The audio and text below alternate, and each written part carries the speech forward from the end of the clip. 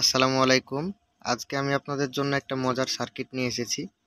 সার্কিটটা অবশ্য মজার, আবার এটা কাজেরও হতে পারে। চলুন এটা কিভাবে কাজ করে বা এটা কেন মজার সার্কিট বলছি সেটা আগে একটু দেখাই। মনে করুন সার্কিটটি কোনো একটা পাওয়ার সাপ্লাই কিংবা ব্যাটারি চার্জার কিংবা আইপিএস ইনভার্টার কিংবা কোনো একটা ডিভাইস তার সাথে আমরা অ্যাড করে রেখেছি, এবং যেই মাত্র আমাদের চার্জার বলেন, পাওয়ার সাপ্লাই বলেন, এটা অন করব, এখানে একটা সিগন্যাল বাজবে।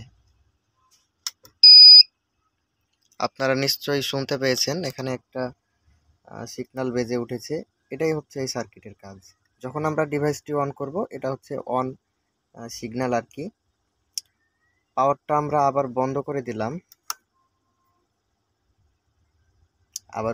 দিলাম, এবং পুনরায় চালু করব। দেখুন এখানে একটা টোন বেজে উঠবে, বিপ শব্দ। 1 সেকেন্ড বেজেই বন্ধ হয়ে গেল। এটাই হচ্ছে এই সার্কিটের মূল কাজ। সার্কিটটি বানাতে আমাদের প্রয়োজন হবে একটি বার্জার, স্পিকার, 2টি ট্রানজিস্টর, 2টি 10 কিলো ওহমের রেজিস্টর, একটি 22 কিলো ওহমের রেজিস্টর এবং একটি ক্যাপাসিটর। আপনারা রেজিস্টরের ভ্যালু কম বেশি নিতে পারেন এবং ক্যাপাসিটরের ভ্যালুও কম বেশি নিতে পারেন, কিন্তু এক্ষেত্রে এখানে যে টাইমটা আমি দেখালাম আপনাদের, এই টাইমিংটা আপনার 19-20 হয়ে যাবে। অর্থাৎ এই টাইমিংটা, যে টাইমের মধ্যে অন হচ্ছে এবং অফ হচ্ছে, এই টাইমিংটা উলটপালট হয়ে যাবে। আপনারা সেম পার্টস যদি ব্যবহার করেন, তাহলে আমি যে টাইমিং দেখালাম সেম টাইমে কাজ করবে। ট্রানজিস্টরের নাম্বার 2N2222, আপনারা BC 547 দিয়েও করতে পারেন। এছাড়াও অসংখ্য ট্রানজিস্টর আছে, যে কোনো ট্রানজিস্টর দিয়েও করা যাবে। NPN। প্রথমে 2টি ট্রানজিস্টরের 1 নম্বর পিন এক জায়গাতে করে শর্ট করে দিতে হবে। দেখুন আমি কিভাবে করছি।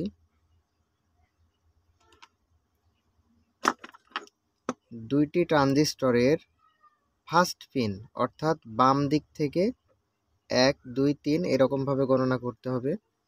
এই বাম দিক থেকে গণনা করতে হবে 1 2 3।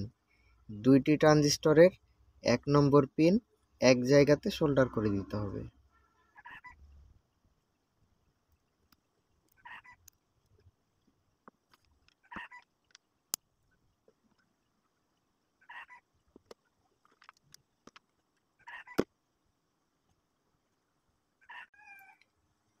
দেখুন 2টি ট্রানজিস্টরের 1 নম্বর পিন এক জায়গাতে সোল্ডার করে দিলাম।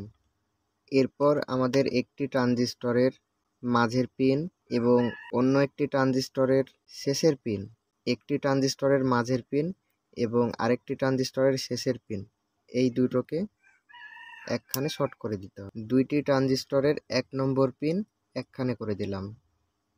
এরপর একটি ট্রানজিস্টরের মাঝের পিন এবং অপর ট্রানজিস্টরের শেষের পিন একখানে করে দিলাম। একটি 10 কিলো ওহমের রেজিস্টর নেবেন এবং ট্রানজিস্টরের মাঝের পিনের সাথে এবং ট্রানজিস্টরের শেষের পিনের সাথে, যেটা আমরা শর্ট করলাম, তার সাথে এই 10 কিলো রেজিস্টরের এক প্রান্ত সোল্ডার করে দিতে হবে।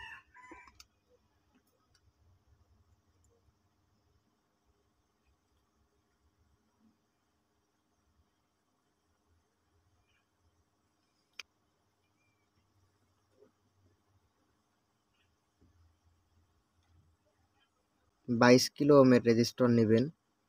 এই রেজিস্টর 22K নিতে পারেন, আবার 33Kও নিতে পারেন। এইটার ভ্যালু কম বেশি হলে টাইমিং কম বেশি হবে। এই 22 কিলো ওহমের রেজিস্টর, যেই রেজিস্টরের মাঝের পিন ফাঁকা পড়ে আছে, এই রেজিস্টরের সাথে এই 22 কিলো ওহমের রেজিস্টর লাগাতে হবে।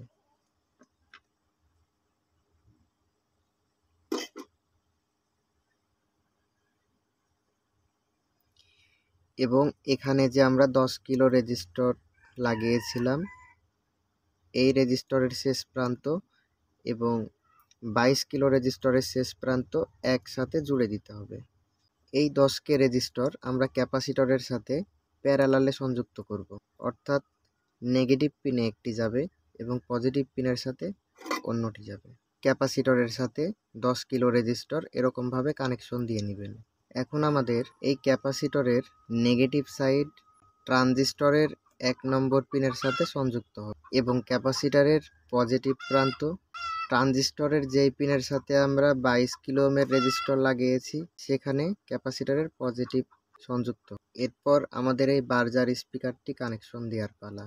অপর পাশে ট্রানজিস্টরের একটি পিন ফাঁকা পড়ে আছে। এখানে এই স্পিকারের যে নেগেটিভ সাইড, এখানে কোম্পানির চিহ্ন দিয়েই রাখে, এটা হচ্ছে প্লাস এবং এই প্রান্তর হচ্ছে মাইনাস। আমরা এই ট্রানজিস্টরের যে 3 নম্বর পিন ফাঁকা পড়ে আছে এখানে নেগেটিভ প্রান্ত সংযুক্ত করে দিব। 22 কিলো রেজিস্টর এবং এই 10 কিলো রেজিস্টরের যে শেষ প্রান্ত এখানে দেখতে পাচ্ছেন, এটার অপর প্রান্ত বার্জারের সাথে সোল্ডার করে দিব।